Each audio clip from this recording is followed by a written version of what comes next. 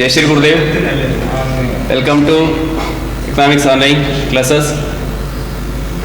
Now we are going to discuss demand analysis. In general terms, demand ಅಂದರೆ ನೀವು common ಆಗಿ ತಿಳ್ಕೊಂಡು ಮಾತಾಡೋದು ಯಾವುದೋ ಒಂದು ವಸ್ತುವಿಗೆ ತುಂಬ ಪೀಪಲ್ಸ್ ಆ ವಸ್ತುನ ಕೊಂಡ್ಕೊಳ್ಳಿಕ್ಕೆ ಲೈಕ್ ಮಾಡಿದರೆ ಸೊ ಅದಕ್ಕೆ ತುಂಬ ಡಿಮ್ಯಾಂಡ್ ಇದೆ ಅಂತ ಹೇಳ್ತಾ ಹೋಗ್ತೀರಾ. ಇಲ್ಲ ಒಂದು ವೇಳೆ ತುಂಬ ಪ್ರೈಸಸ್ನ ಹೈಕ್ ಮಾಡ್ತಿದ್ದಾರೆ ಅಂತಂದರೆ ಸೊ ಅದಕ್ಕೆ ತುಂಬ ಡಿಮ್ಯಾಂಡ್ ಇದೆ ಆ ಕಾರಣಕ್ಕಾಗಿ ಪ್ರೈಸ್ ಹೈಕ್ ಮಾಡಿದ್ರೆ ಅಂತ ಹೇಳ್ತಾ ಹೋಗ್ತೀರಾ. But in particular times in economic terms demand ಅಂದರೆ ಇದರದ್ದೇ ಆದ ಡೆಫಿನೇಷನ್ಸ್ ನಾವು ನೋಡ್ತಾ ಹೋಗ್ತೀವಿ. ಇಲ್ಲಿ ಡಿಮ್ಯಾಂಡು ಅಂದರೆ ಏನು, ಡಿಮ್ಯಾಂಡು ಕ್ರಿಯೇಟ್ ಆಗಲಿಕ್ಕೆ ಏನೆಲ್ಲ ಕಾಂಪೊನೆಂಟ್ಸ್ಗಳು ಸೇರ್ಕೊಳ್ತಾ ಹೋಗುತ್ತೆ, ಇಲ್ಲಿ ಯಾವುದು ಡಿಟರ್ಮೆಂಟ್ಸು ಯಾವುದಾಗಿರುತ್ತೆ, ಆ್ಯಂಡು ಡಿಮ್ಯಾಂಡ್ ಫಂಕ್ಷನ್ಸ್ ಏನು ಹೇಳ್ತಾ ಹೋಗುತ್ತೆ, ಆ್ಯಂಡು ಡಿಮ್ಯಾಂಡ್ ಕರ್ವ್ ಏನು ಹೇಳ್ತಾ ಹೋಗುತ್ತೆ, ಆ್ಯಂಡು ಲಾ ಆಫ್ ಡಿಮ್ಯಾಂಡ್ ಏನು ಹೇಳ್ತಾ ಹೋಗುತ್ತೆ. ಈ ಥರದ ಡಿಫ್ರೆಂಟ್ ಆದ ಟರ್ಮ್ಸ್ಗಳನ್ನ ಇವತ್ತು ತಿಳ್ಕೊಳ್ತಾ ಹೋಗುವ. ಇಲ್ಲಿ ಡಿಮ್ಯಾಂಡ್ ಅಂತಂದರೆ ಜನರ ಡಿಸೈರ್ಸ್ ಏನಿದೆ, ಡಿಸೈರ್ನ ಡಿಮ್ಯಾಂಡ್ ಅಂತ ಕರಿತಾ ಹೋಗ್ಬೋದು. ಬಟ್ ಇನ್ ಎಕಾನಮಿ ಟರ್ಮ್ಸ್ ಡಿಸೈರ್ನ ನಾವು ಡಿಮ್ಯಾಂಡ್ ಅಂತ ಕರೀಲಿಕ್ಕೆ ಆಗಲ್ಲ, ಯಾಕೆಂದರೆ ಇಲ್ಲಿ ತುಂಬ ಕಾಂಪೊನೆಂಟ್ಸ್ಗಳು ಅದರಲ್ಲಿ ಸೇರ್ಕೊಳ್ತಾ ಹೋಗುತ್ತೆ. ಯಾಕಂದರೆ ಡಿಮ್ಯಾಂಡ್ ಅಂತಂದರೆ the quantity of goods a consumers purchase in the market at particular price in at particular period of times, that is calls demand ಅಂತ ಕರಿತಾ ಹೋಗ್ತೀವಿ. ಒಂದು ನಿರ್ದಿಷ್ಟ ಅವಧಿಯಲ್ಲಿ ಒಂದು ನಿಗದಿತ ಬೆಲೆಯಲ್ಲಿ ಒಂದು ವಸ್ತುವನ್ನ ಎಷ್ಟು ಪ್ರಮಾಣದಲ್ಲಿ ಕನ್ಸ್ಯೂಮರ್ಸ್ ಕೊಂಡುಕೊಳ್ಳುತ್ತಾನೆ ಆ ಪ್ರಮಾಣವನ್ನು ನಾವು ಡಿಮ್ಯಾಂಡ್ ಅಂತ ಕರಿತಾ ಹೋಗ್ತೀವಿ. ಹಾಗಾದ್ರೆ ಡಿಮ್ಯಾಂಡ್ ಅಂದ್ರೆ ಏನೆಲ್ಲ ಅಂಶಗಳು ಸೇರ್ಕೊಳ್ತಾ ಹೋಗುತ್ತೆ ಅಂದ್ರೆ ಇಲ್ಲಿ ಮೇಜರ್ಗೆ 3 ಟರ್ಮ್ಸ್ಗಳು ಸೇರ್ಕೊಳ್ತಾ ಹೋಗುತ್ತೆ. ಮೊದಲನೇದು ಡಿಮ್ಯಾಂಡ್ ಅದು ಕ್ರಿಯೇಟ್ ಆಗಬೇಕು ಅಂದ್ರೆ 3 ಅಂಶಗಳು ಮೇಜರ್ ಆಗಿ. ಒಂದು ಡಿಸೈರ್ ಟು ಬೈ ಮೀನ್ಸ್ ಕೊಂಡುಕೊಳ್ಳುವಂತ ಆಶಯ, ಮೀನ್ಸ್ ಡಿಸೈರ್ ಇರಬೇಕು ಫಸ್ಟ್ ಡಿಮ್ಯಾಂಡ್ ಕ್ರಿಯೇಟ್ ಆಗಬೇಕು ಅಂತಂದ್ರೆ. Second ability to pay, ability to pay, and third one willingness to pay. ಅಥವಾ ಒಂದು ವಸ್ತುವಿಗೆ ಡಿಮ್ಯಾಂಡ್ ಕ್ರಿಯೇಟ್ ಆಗಬೇಕು ಅಂದ್ರೆ ಆ ಪರ್ಸನ್ಸ್ಗೆ ನಾವು ಯಾವ ಒಂದು ವಸ್ತುವನ್ನ ಅಥವಾ ಯಾವ ಒಂದು ಸರ್ವಿಸ್ ಅನ್ನ ಪಡೆದುಕೊಳ್ಳಕ್ಕೆ ಟ್ರೈ ಮಾಡ್ತಾ ಇದ್ದಾನೆ ಅದ್ರ ಬಗ್ಗೆ ಅವನಿಗೆ ಡಿಸೈರ್ ಇರಬೇಕಾಗುತ್ತೆ ಫಸ್ಟ್ ಆಗಿ. ಎರಡನೇದಾಗಿ ಕೊಳ್ಳುವಂತ ಶಕ್ತಿ ಬೇಕಾಗುತ್ತೆ, ಮೀನ್ಸ್ ಪರ್ಚೇಸಿಂಗ್ ಪವರ್. ಅವನ ಹತ್ರ ಇನ್ಕಮ್ ಇರಬೇಕಾಗುತ್ತೆ. ಯಾವಾಗ ಅವನ ಹತ್ರ ಇನ್ಕಮ್ ಇರುತ್ತೆ, ಕೊಳ್ಳುವಂತ ಶಕ್ತಿ ಇರುತ್ತೆ, ಯಾವಾಗ ಡಿಮ್ಯಾಂಡ್ ಅಂತಾನೆ ಹೇಳ್ತಾ ಹೋಗ್ಬೋದು. Major components is willingness to pay. ಬರೀ ಕೊಳ್ಳುವ ಶಕ್ತಿ ಇದ್ರೆ ಸಾಲದು, ಆತ ಕೊಳ್ಳುವಂತ ಮನಸ್ಸು ಕೂಡ ಇರಬೇಕಾಗುತ್ತೆ. ಕೆಲವ್ರಿಗೆ ಆಸೆ ಇರುತ್ತೆ ಬಟ್ ಕೊಳ್ಳುವ ಶಕ್ತಿ ಇರಲ್ಲ, ಡಿಮ್ಯಾಂಡ್ ಕ್ರಿಯೇಟ್ ಆಗಲ್ಲ. ಕೆಲವರಿಗೆ ಆಸೆ ಇರುತ್ತೆ ಬಟ್ ಕೊಳ್ಳುವ ಶಕ್ತಿನೂ ಕೂಡ ಇರುತ್ತೆ, ಬಟ್ ಕೊಂಡುಕೊಳ್ಳುವಂತ ಮನಸ್ಸಿರಲ್ಲ, ಖರ್ಚು ಮಾಡಬೇಕು ಅಂತ ಮನಸ್ಸಿರಲ್ಲ. ಸೊ ಹಾಗಾಗಿ ಅದನ್ನು ಡಿಮ್ಯಾಂಡ್ ಅಂತ ನಾವು ಕರೀಲಿಕ್ಕೆ ಆಗಲ್ಲ. ಡಿಮ್ಯಾಂಡ್ ಕ್ರಿಯೇಟ್ ಆಗಬೇಕಂದ್ರೆ ಅದು 3 ಅಂಶಗಳು ಸೇರ್ಕೊಂಡಾಗ ಡಿಮ್ಯಾಂಡ್ ಕ್ರಿಯೇಟ್ ಆಗ್ತಾ ಹೋಗುತ್ತೆ. So desire to buy, willingness to pay, ability to pay, ಯಾವಾಗ ಇದು ಸೇರ್ಕೊಳ್ತಾ ಹೋಗುತ್ತೆ ಅವಾಗ ಡಿಮ್ಯಾಂಡ್ ಕ್ರಿಯೇಟ್ ಆಗ್ತಾ ಹೋಗುತ್ತೆ. ಸೊ ಇದನ್ನು ನೀವು ಗಮನದಲ್ಲಿ ಇಟ್ಕೊಳ್ಬೇಕಾಗುತ್ತೆ. ಇನ್ ಎಕನಾಮಿಕ್ ಟರ್ಮ್ಸ್ ನಾವು ಡಿಮ್ಯಾಂಡ್ ಅಂದ್ರೆ ನಾವು ಏನು ಕರಿತಾ ಹೋಗ್ತೀವಿ ಅದ್ರ ಏನೆಲ್ಲ ಕಾಂಪೊನೆಂಟ್ಸ್ಗಳು ಸೇರ್ಕೊಳ್ತಾ ಹೋಗುತ್ತೆ ಅಂತ ತಿಳ್ಕೊಳ್ತಾ ಹೋಗ್ತೀರಾ. ಅಂಡ್ ಸೆಕೆಂಡ್, ಆ ಡಿಮ್ಯಾಂಡ್ಸ್ ಕ್ರಿಯೇಟ್ ಆಗಬೇಕು ಅಂತಂದ್ರೆ ಏನೆಲ್ಲ ಡಿಟರ್ಮೆಂಟ್ಸ್ಗಳು ಸೇರ್ಕೊಳ್ತಾ ಹೋಗುತ್ತೆ. ಇಲ್ಲಿ ಮೇಜರ್ ಆಗಿ ಡಿಟರ್ಮೆಂಟ್ಸ್ ಆಫ್ ಡಿಮ್ಯಾಂಡ್ ಅಂತ ಅಂದಾಗ ಇಲ್ಲಿ ಮೇಜರ್ ಆಗಿ 4 ಅಂಶಗಳು ಸೇರ್ಕೊಳ್ತಾ ಹೋಗ್ತವೆ. ಮೊದಲನೇದಾಗಿ ಪ್ರೈಸ್ ಸೇರ್ಕೊಳ್ತಾ ಹೋಗುತ್ತೆ. Second, prices of the related goods.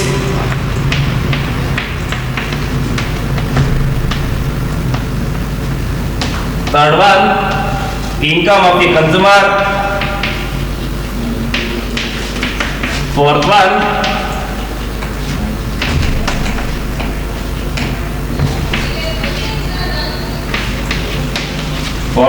is taste and preferences of the consumer.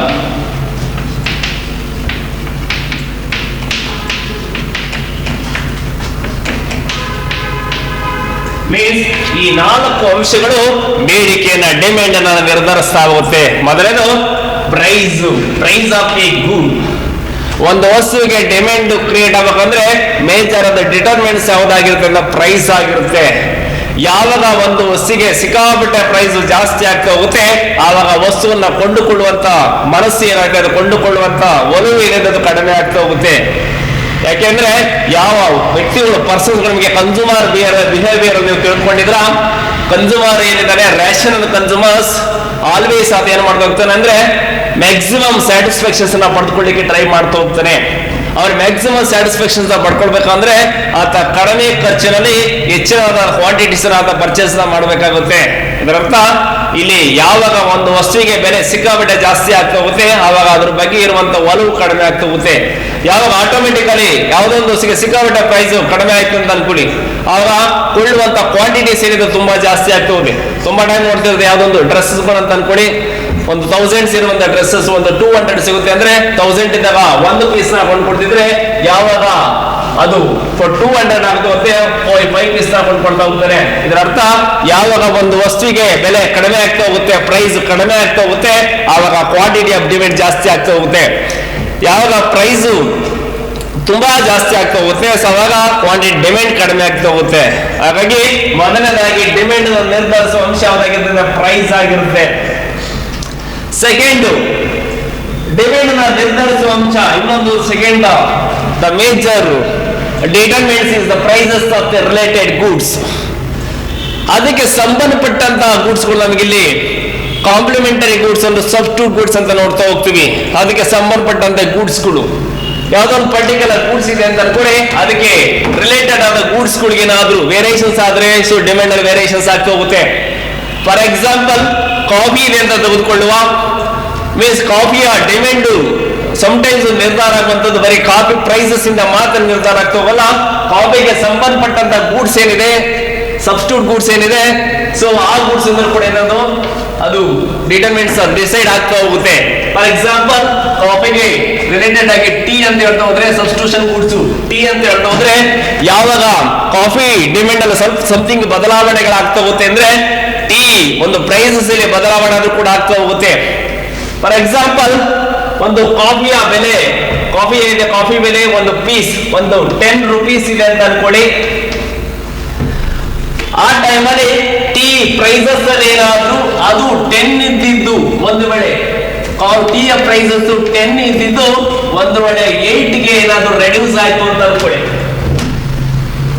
ಇಲ್ಲಿ ಕಾಫಿ ಬೆಲೆನೂ ಕೂಡ ಕಾಫಿ ಪ್ರೈಸಸ್ 10 ರೂಪೀಸ್ ಇದೆ, ಆ ಟೈಮಲ್ಲಿ ಟೀ ಪ್ರೈಸಸ್ 10 ಇದೆ. ಇಲ್ಲಿ ಏನಾಗ್ತಿದೆ ವೇರಿಯೇಷನ್ಸ್ ಅಂದ್ರೆ ಟೀ ಪ್ರೈಸಸ್ 10 ಇಂದ 8ಗೆ ರೆಡ್ಯೂಸ್ ಆಗಿದೆ. ಯಾವಾಗ ಟೀ ಪ್ರೈಸ್ 10 ಇಂದ 8ಗೆ ರೆಡ್ಯೂಸ್ ಆಗ್ತಾ ಹೋಗುತ್ತೆ ಆವಾಗ ಕಾಫಿಯ ಡಿಮ್ಯಾಂಡ್ ಅಲ್ಲಿ ಏನ್ ವೇರಿಯೇಷನ್ಸ್ ಆಗುತ್ತೆ ಅಂತಂದ್ರೆ ಕಾಫಿಯ ಡಿಮ್ಯಾಂಡ್ ಕಡಿಮೆ ಆಗ್ತಾ ಹೋಗುತ್ತೆ. ಕಾರಣ ಇಲ್ಲಿ ಕಾಫಿಗೆ ಅಲ್ಟರ್ನೇಟಿವ್ ಆದ ಗೂಡ್ಸ್ ಟೀ ಆಗಿದೆ, ಕನ್ಸ್ಯೂಮರ್ಸ್ ಕಾಫಿನೂ ಕುಡಿಬಹುದು ಟೀನು ಕುಡಿಬಹುದು. ಯಾವಾಗ ಅದು ಸಬ್ಸ್ಟಿಟ್ಯೂಟ್ ಗೂಡ್ಸ್ ಪ್ರೈಸಸ್ 10 ಇಂದ 8ಗೆ ರೆಡ್ಯೂಸ್ ಆಯ್ತು, ಇಲ್ಲಿ ಕನ್ಸ್ಯೂಮರ್ಸ್ ಏನ್ ಮಾಡ್ತಾನೆ ಕಾಫಿ ಯಾಕೋ ತುಂಬಾ ದುಬಾರಿ ಅಂತ ಅನ್ಸುತ್ತೆ, ಎಕ್ಸ್ಪೆನ್ಸಿವ್ ಅಂತ ಅನ್ಸುತ್ತೆ ಕಂಪೇರ್ಡ್ ಟು ದ ಟೀ, ಹಾಗಾಗಿ ಟೀಗೆ ಒಲವನ್ನ ತೋರಿಸ್ತಾ ಹೋಗ್ತಾನೆ. ಅವಾಗ ಏನಾಗುತ್ತೆ ಟೀ ಪ್ರೈಸಸ್ ಕಡಿಮೆ ಆಗಿದ ಕಾರಣಕ್ಕಾಗಿ ಟೀ ಕಡೆಗೆ ಪೀಪಲ್ಸ್ ಒಲವನ್ನ ತೋರಿಸ್ತಾ ಹೋಗ್ತಾರೆ, ಹಾಗಾಗಿ ಕಾಫಿ ಡಿಮ್ಯಾಂಡ್ ರೆಡ್ಯೂಸ್ ಆಗ್ತಾ ಹೋಗುತ್ತೆ. ಇದಕ್ಕೆ ತದ್ವಿರುದ್ಧವಾಗಿ ಏನಾದ್ರು ಟೀ ಬೆಲೆ 10 ಇಂದ ಏನಾದ್ರು 12ಗೆ ಏನಾದ್ರು ಇನ್ಕ್ರೀಸ್ ಆಯ್ತು ಅಂತ 2 ಕೇಸಸ್, ಡೋಂಟ್ ಗೆಟ್ ಕನ್ಫ್ಯೂಷನ್ಸ್. ಇಲ್ಲಿ ಯಾವಾಗ 10 ಇಂದ 12 ರೂಪೀಸ್ಗೆ ಟೀ ಪ್ರೈಸಸ್ ಇನ್ಕ್ರೀಸ್ ಆಗುತ್ತೋ ಅವಾಗ ಕಾಫಿಯ ಡಿಮ್ಯಾಂಡ್ ಅಲ್ಲಿ ಯಾವ ರೀತಿಯಾದ ಪರಿಣಾಮ ಉಂಟಾಗುತ್ತೆ ಅಂದ್ರೆ ಟೀ ಪ್ರೈಸಸ್ ಜಾಸ್ತಿ ಆದಾಗ ಸೊ ಕನ್ಸ್ಯೂಮರ್ಸ್ ಏನ್ ಮಾಡ್ತಾರೆ ಟೀ ಅನ್ನ ಕೊಂಡುಕೊಳ್ತಿದ್ದ ಪೀಪಲ್ಸ್ ಕೂಡ ಇಲ್ಲಿ ಕಾಫಿಗಳಿಗೆ ಒಲವನ್ನು ತೋರಿಸ್ತಾ ಹೋಗ್ತಾರೆ, ಅವಾಗ ಟೀ ಡಿಮ್ಯಾಂಡ್ ಏನಾಗ್ತದೆ ಜಾಸ್ತಿ ಆಗ್ತಾ ಹೋಗುತ್ತೆ. ಹಾಗಾಗಿ ಒಂದು ವಸ್ತುವಿನ ಡಿಮ್ಯಾಂಡ್ ನಾಟ್ ಬರೀ ಯಾವ ವಸ್ತು ಅಂತ ತೆಗೆದುಕೊಂಡಿದ್ವಿ ಪರ್ಟಿಕ್ಯುಲರ್ ಗೂಡ್ಸ್ ಅಂತ ತೆಗೆದುಕೊಂಡಿದ್ವಿ ಬರೀ ಪರ್ಟಿಕ್ಯುಲರ್ ಗೂಡ್ಸ್ ಪ್ರೈಸಸ್ ಇಂದ ಮಾತ್ರ ಡಿಸೈಡ್ ಆಗ್ತಾ ಹೋಗಲ್ಲ, ಅದು prices of the related goods ಇಂದ ಕೂಡ ಡಿಸೈಡ್ ಆಗ್ತಾ ಹೋಗುತ್ತೆ. ಸೊ ಇದು ಇನ್ನೊಂದು 2 ಡಿಟರ್ಮಿನೆಂಟ್ಸ್ ಆಗಿರುತ್ತೆ. ನೆಕ್ಸ್ಟ್ ಇಲ್ಲಿ ಥರ್ಡ್ ಮೋಸ್ಟ್ ಇಂಪಾರ್ಟೆಂಟ್ ಕಾಂಪೊನೆಂಟ್ಸ್ ಅಥವಾ ಡಿಟರ್ಮಿನೆಂಟ್ಸ್ ಆಫ್ ದಿ ಡಿಮ್ಯಾಂಡ್. ಇಲ್ಲಿ ಇನ್ಕಮ್ ಆಫ್ ದಿ ಕನ್ಸ್ಯೂಮರ್, ಒಂದು ವಸ್ತುವಿನ ಡಿಮ್ಯಾಂಡ್ ಬರೀ ಪ್ರೈಸಸ್ ಇಂದ ಡಿಸೈಡ್ ಆಗ್ತಾ ಹೋಗಲ್ಲ. ನೀವು ಸಮ್ ಟೈಮ್ ನೋಡ್ತಿರ್ತೀರ ಕೆಲವು ರಿಚ್ ಪೀಪಲ್ಸ್ ಏನಿದ್ದಾರೆ ಮೀನ್ಸ್ ತುಂಬಾ ಇನ್ಕಮ್ ಹೊಂದಿರುವಂತ ಪರ್ಸನ್ಸ್ ಕೂಡ ಏನಿದ್ದಾರೆ ಅವ್ರು ಎಷ್ಟೇ ಅವ್ರ ಪ್ರೈಸಸ್ ಅಲ್ಲಿ ವೇರಿಯೇಷನ್ಸ್ ಆದ್ರೂ ಕೂಡ ಅದು ಕೊಳ್ಳುಕೊಳ್ಳೋ ಪ್ರಮಾಣದಲ್ಲಿ ಅವರು ಕಡಿಮೆಯನ್ನ ಮಾಡ್ತಾ ಹೋಗಲ್ಲ, ಕಾರಣ purchasing power of the consumer. ಹಾಗಾಗಿ ಇನ್ಕಮ್ ಮೋಸ್ಟ್ ಇಂಪಾರ್ಟೆಂಟ್ ಆದ ಥಿಂಗ್ಸ್ ಆಗಿರುತ್ತೆ. ಯಾವಾಗ ಪರ್ಸನ್ಸ್ ಆದಾಯ ತುಂಬಾ ಜಾಸ್ತಿ ಆಗ್ತಾ ಹೋಗುತ್ತೆ, ಇನ್ಕಮ್ ಜಾಸ್ತಿ ಇದ್ದ ಸಂದರ್ಭದಲ್ಲಿ ವಸ್ತುಗಳನ್ನ ಕೊಂಡುಕೊಳ್ಳುವ ಪ್ರಮಾಣ ಜಾಸ್ತಿ ಆಗ್ತಾ ಹೋಗುತ್ತೆ. ಹಾಗಾಗಿ ಕ್ವಾಂಟಿಟಿ ಡಿಮ್ಯಾಂಡ್ ಇನ್ಕ್ರೀಸ್ ಆಗ್ತಾ ಹೋಗುತ್ತೆ. ಆಟೋಮೇಟೆಡ್ ಆಗಿ ಏನಾದ್ರು price income of the consumers reduce ಆಯ್ತು, ಮೀನ್ಸ್ ಪೀಪಲ್ಸ್ ನ ಪರ್ಚೇಸಿಂಗ್ ಪವರ್ ಏನಿದೆ ರೆಡ್ಯೂಸ್ ಆಗ್ತಾ ಹೋಯ್ತು. ಅವ್ರು ರಿಚ್ ಇದ್ದಂತ ಪರ್ಸನ್ಸ್ ಪೂರ್ ಆಗ್ತಾ ಹೋದ ಅಂತ ಅನ್ಕೊಳ್ಳಿ. ಯಾವಾಗ ಅವರ ಕೊಳ್ಳುವ ಶಕ್ತಿ ಕಡಿಮೆ ಆಗ್ತಾ ಹೋಗುತ್ತೆ, ಇನ್ಕಮ್ ಲೆವೆಲ್ ರೆಡ್ಯೂಸ್ ಆಗ್ತಾ ಹೋಗುತ್ತೆ, ಅವಾಗ ಏನ್ ಮಾಡ್ತಾ ಹೋಗ್ತಾರೆ, ಅವನಿಗೆ ಒಂದು ವಸ್ತುವನ್ನ ಕೊಂಡುಕೊಳ್ಳುವಂತ ಶಕ್ತಿನೇ ಇರೋದ ಕಾರಣಕ್ಕಾಗಿ ಅಲ್ಲಿ ಆಟೋಮೆಟಿಕ್ ವಸ್ತುವಿನ ಡಿಮ್ಯಾಂಡ್ ರೆಡ್ಯೂಸ್ ಆಗ್ತಾ ಹೋಗುತ್ತೆ. The most important things. ಹಾಗಾಗಿ ಇನ್ಕಮ್ ಕೂಡ ತುಂಬಾ ಇಂಪಾರ್ಟೆಂಟ್ ಆಗಿ ನಾವು ಇಲ್ಲಿ ಹೇಳೋದಾದ್ರೆ ಇನ್ಕಮ್ ಕೂಡ ಒಂದು ಮೋಸ್ಟ್ ಇಂಪಾರ್ಟೆಂಟ್ ಆದ ಒಂದು ಡಿಟರ್ಮೆಂಟ್ಸ್ ಆಗಿರುತ್ತೆ. ಅದು ಕೂಡ ಬೇಡಿಕೆಯನ್ನು ನಿರ್ಧರಿಸ್ತಾ ಹೋಗುತ್ತೆ. ನಾಲ್ಕನೇ ಮೋಸ್ಟ್ ಇಂಪಾರ್ಟೆಂಟ್ ಡಿಟರ್ಮೆಂಟ್ಸ್ ಅಂದ್ರೆ taste and preferences of the consumer. Sometime prices ಅಲ್ಲಿ ಏನೇ ವೇರಿಯೇಷನ್ಸ್ ಆದ್ರೂ ಕೂಡ ಪ್ರೈಸಸ್ ಅಲ್ಲಿ ಏನೇ either increase or decrease, whatever ಏನ್ ಬೇಕಾದ್ರೆ ಜಾಸ್ತಿ ಆಗ್ಲಿ ಏನ್ ಬೇಕಾದ್ರೆ ಕಡಿಮೆ ಆಗ್ಲಿ, ಸಮಟೈಮ್ಸ್ ಆ ತರ ಇದ್ರೂ ಕೂಡ ಅಲ್ಲಿ ಡಿಮ್ಯಾಂಡ್ ಅಲ್ಲಿ ಅದು ವೇರಿಯೇಷನ್ಸ್ ಆಗ್ತಾ ಹೋಗಲ್ಲ. ಕಾರಣ ಆ ಪರ್ಸನ್ಸ್ ಆ ವಸ್ತುವನ್ನ ಏನು ಒಲವನ್ನ ತೋರಿಸ್ತಾರೆ, ಅದು ವಸ್ತುವಿನ ಮೇಲೆ ಯಾವ ರೀತಿ ಆದ ಮೀನ್ಸ್ ತುಂಬಾ ನೆಗ್ಲಿಜೆನ್ಸ್ ಇದೆ, ಅದ್ರ ಬಗ್ಗೆ ಆ ವಸ್ತುವನ್ನ ಕೊಂಡ್ಕೊಳ್ಬಾರ್ದು ಅಂತ ಏನಾದ್ರು ಇದ್ರೆ ಅವನಲ್ಲಿ, ಸೊ ಅದ್ರ ಬಗ್ಗೆ ಅವ್ನಿಗೆ ಒಲವಿಲ್ಲ ಅಂತ ಅನ್ಕೊಂಡ್ರೆ ಆಗ ಆ ವಸ್ತುವಿಗೆ ಡಿಮ್ಯಾಂಡ್ ಕ್ರಿಯೇಟ್ ಆಗ್ತಾ ಹೋಗಲ್ಲ. ಕೆಲವರಿಗೆ ಒಂದು ಹಾಬಿ ಇರುತ್ತೆ, ಅಥವಾ ಯಾವುದೇ ಒಂದು ವಸ್ತುವನ್ನ ಕನ್ಸ್ಯೂಮ್ ಮಾಡ್ಕೊಂಡು ಸೊ ಅದ್ರ ಬಗ್ಗೆ ಅವನಿಗೆ ತುಂಬಾ ಟೇಸ್ಟ್ ಇರುತ್ತೆ ಅಂತ ಅನ್ಕೊಳ್ಳಿ. ಆವಾಗ ಆ ವ್ಯಕ್ತಿ ಸೊ ಆ ವಸ್ತುವಿನ ಬೆಲೆಗೆ ಎಷ್ಟೇ ಬದಲಾವಣೆಗಳಾಗ್ಲಿ, ತುಂಬಾ ಜಾಸ್ತಿ ಆಗ್ಲಿ ಅದು ತುಂಬಾ ಕಡಿಮೆ ಆಗ್ಲಿ, ಆ ವಸ್ತುವನ್ನ ತಗೊಂಡ್ಕೊಳ್ತಾ ಹೋಗ್ತಾನೆ. ಇಲ್ಲ ಅಂತಂದ್ರೆ ಅವ್ರಿಗೆ ಅದ್ರ ಬಗ್ಗೆ ಒಲವಿಲ್ಲ ಅಂದ್ರೆ ಪ್ರೈಸ್ ತುಂಬಾ ಕಡಿಮೆ ಆಗಿ ಆದ್ರೂ ಕೂಡ ಅಂತ ಕೊಂಡ್ಕೊಳ್ಳಿಕ್ಕೆ ಹೋಗಲ್ಲ. ಹಾಗಾಗಿ ಬೇಡಿಕೆಯನ್ನ ನಿರ್ವಹಿಸುವ ಅಂಶಗಳು ಅಂತಂದಾಗ ಈ 4 ಅಂಶಗಳು ನಮಗೆ ಮೇಜರ್ ಆಗಿ ನೋಡ್ಕೊಳ್ತೇವೆ. Price of related goods, income of the consumers, taste and preferences of the consumers. These are the determinants of the demand. ಇಲ್ಲಿ ಬೇಡಿಕೆಯನ್ನ ನಿರ್ಧರಿಸುವ ಅಂಶಗಳು ತಿಳ್ಕೊಂಡಿದ್ವಿ. ಇಲ್ಲಿ ಡಿಮ್ಯಾಂಡ್ ಫಂಕ್ಷನ್, ಈ ಡಿಮ್ಯಾಂಡ್ ಫಂಕ್ಷನ್ಸ್ ಯಾವ ರೀತಿಯಾಗಿರುತ್ತೆ, ಡಿಮ್ಯಾಂಡ್ ಫಂಕ್ಷನ್ಸ್ ಅಂದ್ರೆ ಏನು ಅನ್ನೋದನ್ನ ನಾವು ತಿಳ್ಕೊಳ್ತಾ ಹೋಗುವ. ಇಲ್ಲಿ ಡಿಮ್ಯಾಂಡ್ ಫಂಕ್ಷನ್ಸ್ ಅಂದ್ರೆ the functional relationship between quantity demand and its determents. Demand ಮತ್ತೆ ಡಿಮ್ಯಾಂಡ್ ಅನ್ನು ನಿರ್ಧರಿಸುವ ಅಂಶಗಳ ನಡುವೆ ಇರುವಂತಹ ಸಂಬಂಧ ಏನಿದೆ, the functional relationship, that is called demand function ಅಂತ ಕರಿತಾ ಹೋಗ್ತೀವಿ. ಇಲ್ಲಿ quantity demand and the functions of the determents. Which are the determents ಅಂತಂದ್ರೆ price of the related goods and income of the consumers and taste and preferences.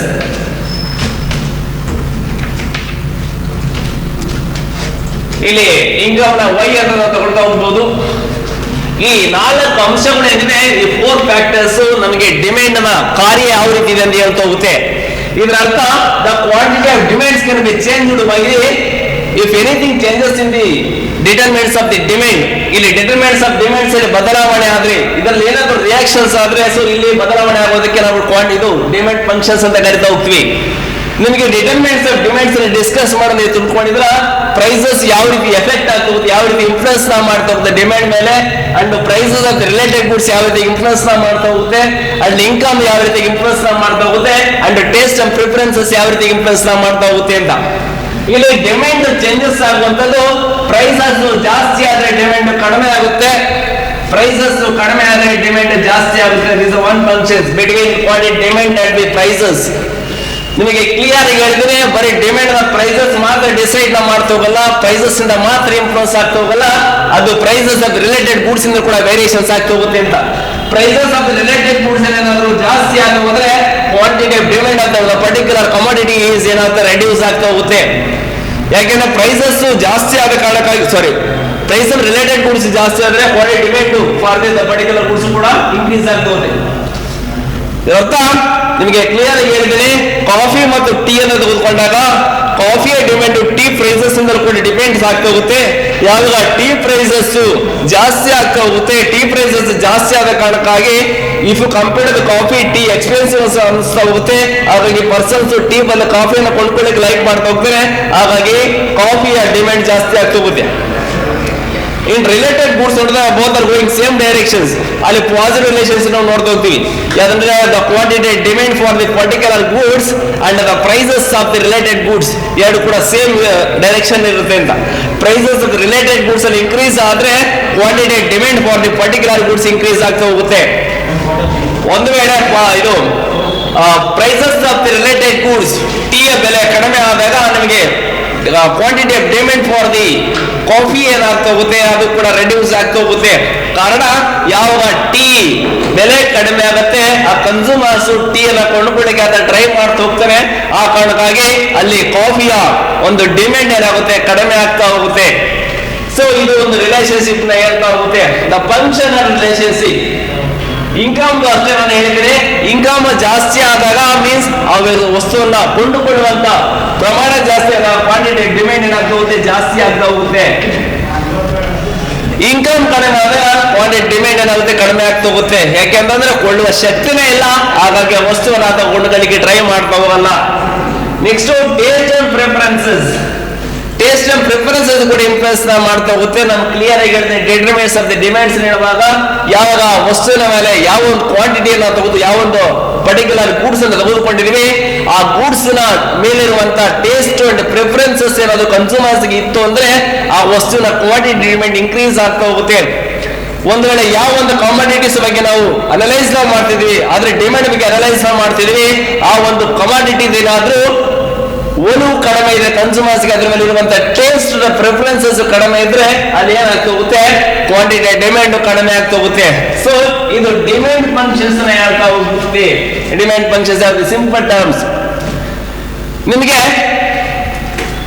Last year classes ಅಲ್ಲಿ ನೀವು ನೋಡಿದ್ರೆ ಕೊರಿಲೇಷನ್ಸ್ ಅಂತ ನೀವು ತಿಳ್ಕೊಂಡಿದ್ರ.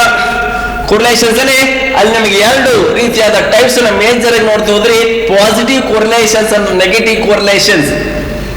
ಇಲ್ಲಿ ನಿಮಗೆ ಅವಾಗ ನಾನು ಎಕ್ಸಾಂಪಲ್ಸ್ ಕೊಟ್ಟಿದ್ದೆ. ನಿಮಗೆ ಪಾಸಿಟಿವ್ ಕೊರಿಲೇಷನ್ಸ್ ಅಂತಂದ್ರೆ positive relationship between one variable to another variables. Negative ಅಂತ ಇನ್ವರ್ಸ್ ಕೊರಿಲೇಷನ್ಸ್ ಅಂದ್ರೆ something inverse relations between one variables to another variables. ಇಲ್ಲಿ ಒಂದು ವೇರಿಯಬಲ್ ಮತ್ತೆ ಇನ್ನೊಂದು ವೇರಿಯಬಲ್ ನಡುವಿನ ಸಂಬಂಧ ತದ್ವಿರುದ್ಧವಾಗಿದ್ರೆ ಇನ್ವರ್ಸ್ ಆಗಿದ್ರೆ ಅದನ್ನ ನೆಗೆಟಿವ್ ಕೊರಿಲೇಷನ್ಸ್ ಅಂತ ಕರೀತಾ ಹೋಗ್ತೀವಿ. ಇಲ್ಲಿ ಎರಡು ರೀತಿಯ ವೇರಿಯಬಲ್ಸ್ ನೋಡ್ತಾ ಹೋಗ್ತೀವಿ. ಒಂದು quantity of demand means demand is the one variables, quantity is the one variables. And second ಅದಕ್ಕೆ ವಿರುದ್ಧ ಮಾಡಿದ್ವಿ ಇಲ್ಲಿ ಎರಡು ರೀತಿಯ ವೇರಿಯಬಲ್ಸ್, ಇದು ಒಂದು ರೀತಿಯ ವೇರಿಯಬಲ್ಸ್ ಅಂತ. ಈ ಎರಡು ವೇರಿಯಬಲ್ಸ್ ಇದನ್ನ ಡಿಪೆಂಡೆಂಟ್ ವೇರಿಯಬಲ್ ಅಂತ ಕರಿತೀವಿ, ಇದನ್ನ ಇಂಡಿಪೆಂಡೆಂಟ್ ವೇರಿಯಬಲ್ ಅಂತ ಕರಿತಾ ಹೋಗ್ತೀವಿ. ಕ್ವಾಂಟಿಟಿ ಆಫ್ ಡಿಮ್ಯಾಂಡ್ ಏನಿದೆ ಇದನ್ನ ನಾವೆಂತ ಕರಿತಾ ಹೋಗ್ತೀವಿ ಡಿಪೆಂಡೆಂಟ್ ಅಂತ ಕರಿತಾ ಹೋಗ್ತೀವಿ. ಅದರ ಸಂಬಂಧಪಟ್ಟದ್ದು ಏನಿದೆ ಡಿಟರ್ಮಿನೆಂಟ್ಸ್ ಏನಿದಾವೆ ಇನ್ನೊಂದು ಇದೆ ವೇರಿಯಬಲ್ಸ್ ಏನಿದೆ ಅದನ್ನ ಕರಿತೀವಿ ಇಂಡಿಪೆಂಡೆಂಟ್ ವೇರಿಯಬಲ್ ಅಂತ ಕರಿತಾ ಹೋಗ್ತೀವಿ. ಇಲ್ಲಿ ಮೇಜರ್ ಆಗಿ ಪ್ರೈಸ್ ಅನ್ನ ತೆಗೆದುಕೊಂಡು ಕ್ಯಾಲ್ಕುಲೇಟ್ ಮಾಡ್ತಾ ಹೋಗುವ quantity of demand and prices, functions of the prices.